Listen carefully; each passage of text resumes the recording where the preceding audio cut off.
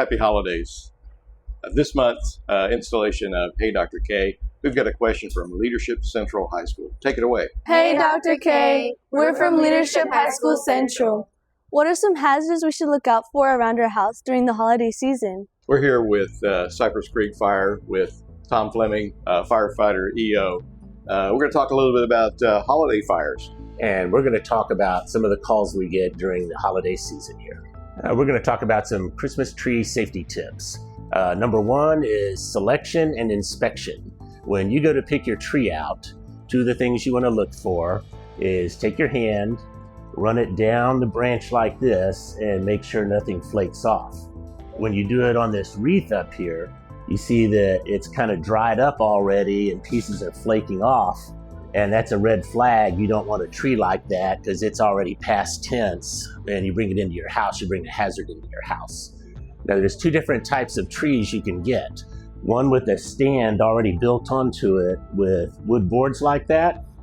The disadvantage of that is it never gets any water.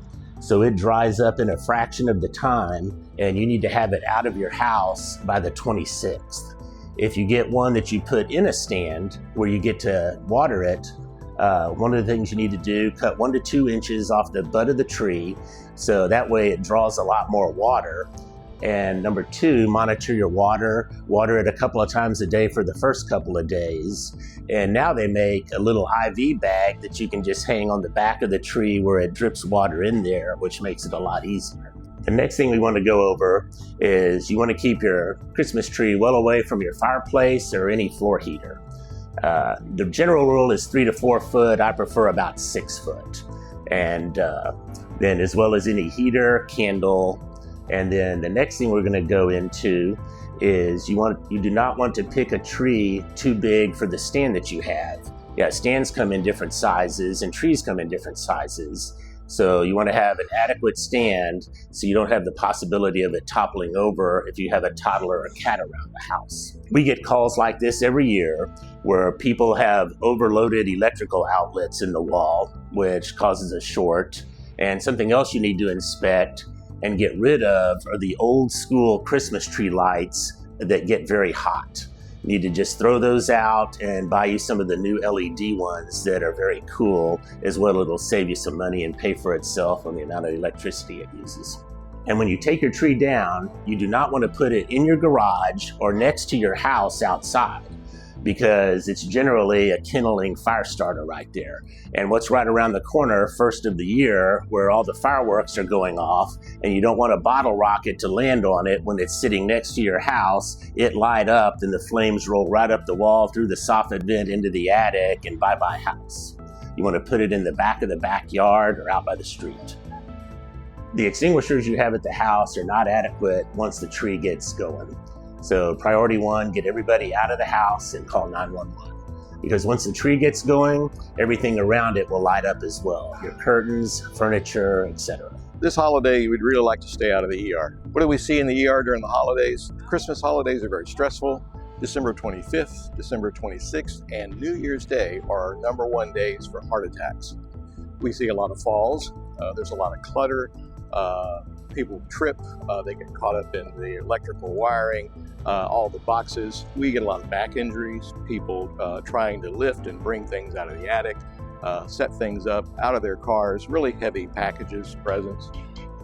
We see injuries from the presents. We see new scooters, we see new hoverboards, we see new bicycles, we see people trying out things that they really don't have any good experience with.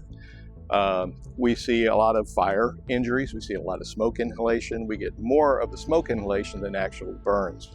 The #1 cause of fires during the holidays are actually your Christmas candles, your holiday candles, etc., more than the Christmas trees. Christmas trees will catch on fire. Obviously, the older they get dried out, but artificial trees will catch on fire too. So you really need to make sure if you're using an artificial tree that it is fire resistant. So the holidays are a very happy time of year, but they're very stressful. We have a lot of issues with family members. We have a lot of stress. We have a lot of people who are not normally together. And unfortunately, we do see a lot of family violence. We do see a lot of increased anger with public and interactions. So Be mindful of that. Be tolerant of each other. Be concerned about the normal holiday festivities, particularly alcohol. More than half of all the injuries we see have some kind of alcohol-related complication, whether that's in food preparation, whether that's in falls, whether that's in motor vehicle crashes, whether that's in family violence.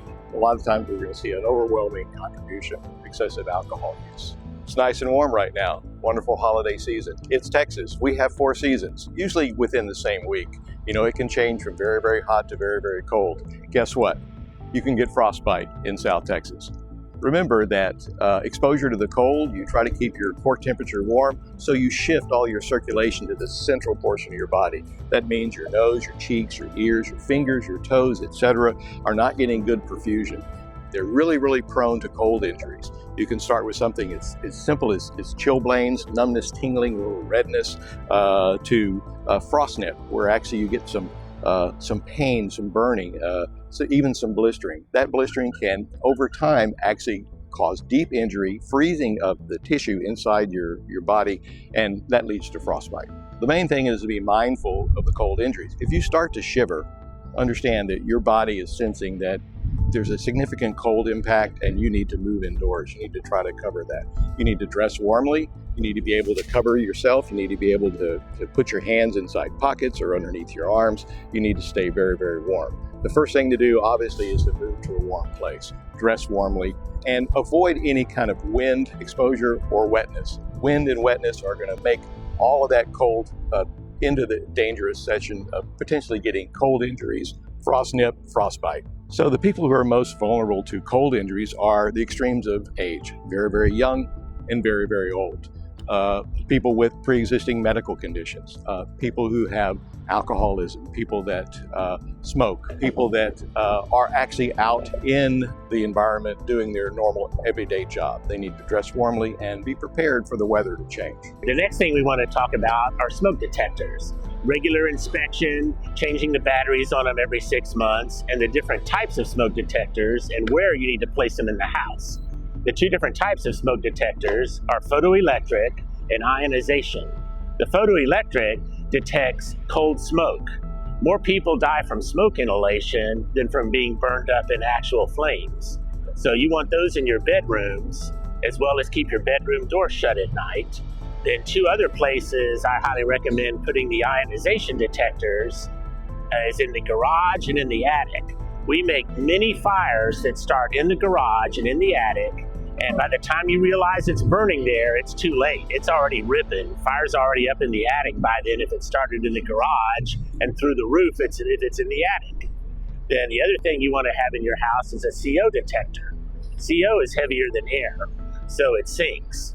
So my recommendation, a couple of them, is one in the hallway and the little electrical outlet near the floor that will detect the CO as it's drifting by, as the air is circulating through your central air right there.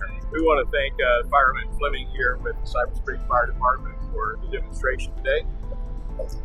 And from Cypress Creek Fire Department, everybody have a safe and happy Christmas. So if you have a question you'd like us to address, just say, "Hey, Dr. K," and we'll look it up for you and we'll give you good information. For the Harris County ESD 11 EMS, I'm Dr. J.